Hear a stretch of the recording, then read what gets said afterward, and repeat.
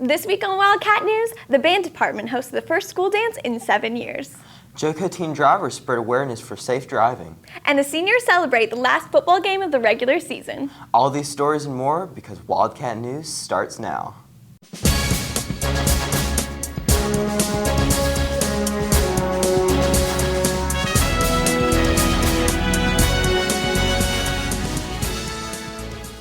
Good morning, West Johnston. I'm Jamie Snover. And I'm Brody Hall. Last week, Joco Teen Drivers put on the annual Grim Reaper Day.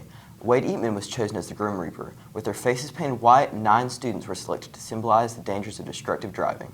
Every 56 minutes, a distracted teen dies in a car accident.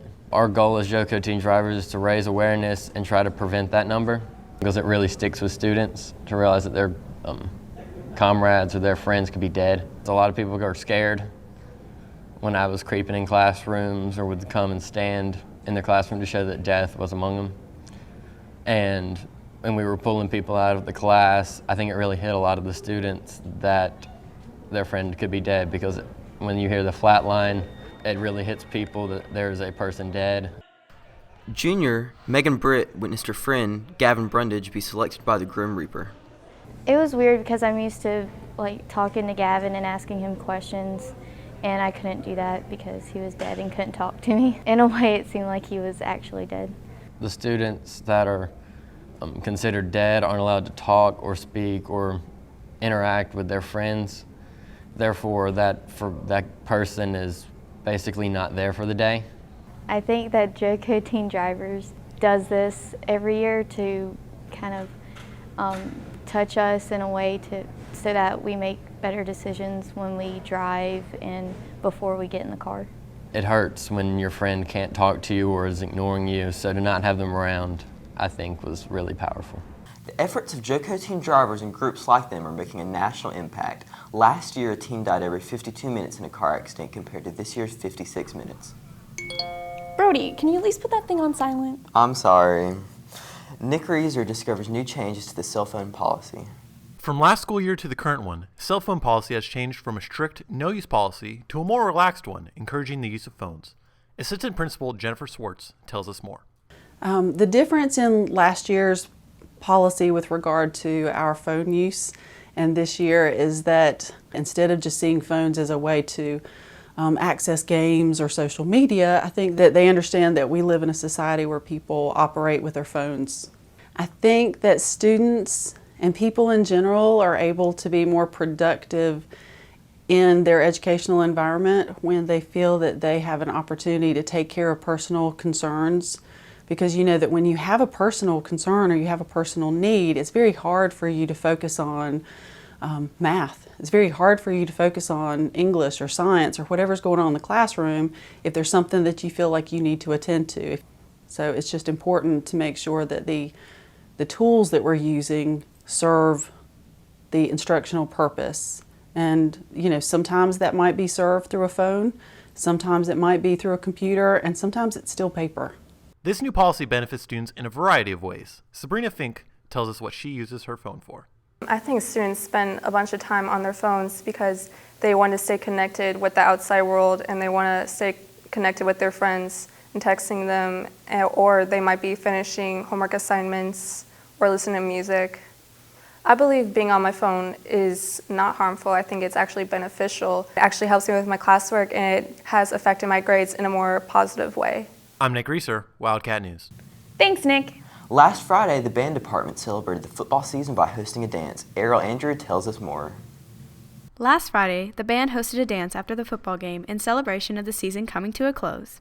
Band director Philip Franklin explains why the dance was chosen as a source of fundraising and how the idea came into play. Basically what we wanted to do was we wanted to find a fundraiser that students could get into, other than like your typical this is a candy bar or buy a t-shirt from us. And we actually talked to a lot of our student leadership and asked them, you know, what is a fundraiser or something that you guys would want to do to help raise money.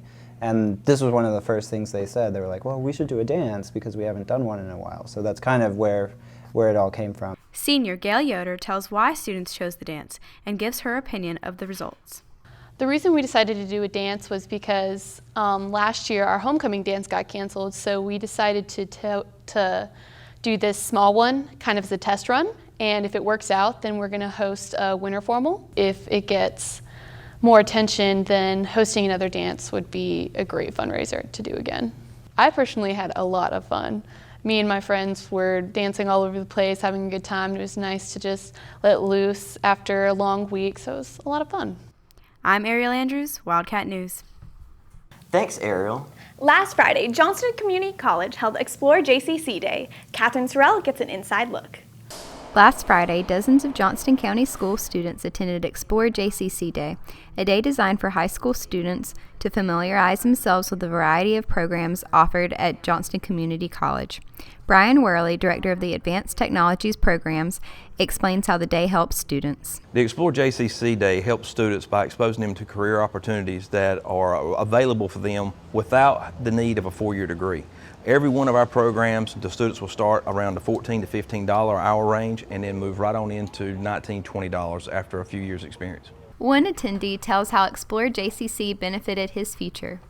It gave me a lot of opportunities to see what kind of careers I could have in the future. If I ever need something, I could come here and I could find something I want to do. Jalen Graham talks about what the day consisted of and what his overall experience was like. We walked around and they showed us examples of what we're going to be seeing if we pursue this career field, and they showed us how machines work and how the technology all works in hand to power these big machines and what they make in the end. I learned a lot about ventilation, heating and cooling, and a lot of how machines work and how they cut parts and everything. It's pretty cool. I think today was a great experience because now I know what I'm going to be working with when I get older, and I have a better chance of getting farther in the long run. I hope students take away from this event today the ability to know that they can do CCP classes here at the Advanced Technology Center and earn credit for those classes, which will count towards a degree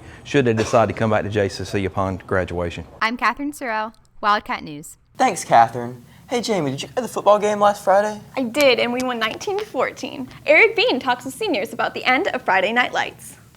Last Friday night, seniors celebrated their last regular season game and the end of Friday Night Lights.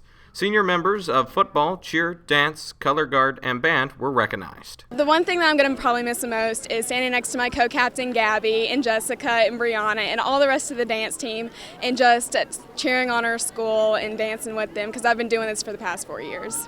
Ashley Dolan and Mike Petruni also felt the weight of the night. The cheer at senior night is overwhelming because, it's kind of like your last game and you want everything to be perfect, so it's really overwhelming, but it's really exciting at the same time. I'm definitely feeling sad that it's the last football game. It's the second and the last time that I get to wear this uniform, and second and last time that the whole band gets to wear the uniforms, so it's pretty sad to see that, but it's also pretty cool to see where our legacy is going to go. Sean Alston, Spirit Section leader, feels there's a special bond every Friday night between students, which he is going to miss. This kind of forms a bond between the students coming out here every Friday, cheering on the team together. This is the hypest place at West Johnston. This is Friday Night Lights at the Wildcat Stadium. Probably one of the best places you could be on your Friday nights. Friday night wouldn't be complete without the football team. Makai Jacobs thinks back on his time with the team. It's a feeling I've never felt before because, we've never been ranked so high in a conference and then had a home playoff game. I'm grateful to be a part of it. Grinding, working, sweating together, it all comes together and it pays off at the end. Dolan encourages freshmen to come out to Friday Night Lights. If you're a freshman, you should come to these games because you're going to miss it when you're a senior and you're gone. Because when you're a senior, you're finally going to realize, oh my gosh, I didn't go to any of these games, and I should have. Luckily for seniors, there's at least one more night together. The team plays in their first home playoff game in school history Friday at 7:30. I'm Erik Beene, Wildcat News. Thanks, Eric. Well, that's all for us this week. If you have any comments, questions, or story leads, email us at wjstudentmedia@gmail.com or send us a tweet at wjstudentmedia. And if you want to watch Wildcat News at home, on the go, or catch up on past episodes, go to wjstudentmedia.com or subscribe to our YouTube channel. I'm Jamie Snover. And I'm Brody Hall. Thanks for watching and have a great rest of the week.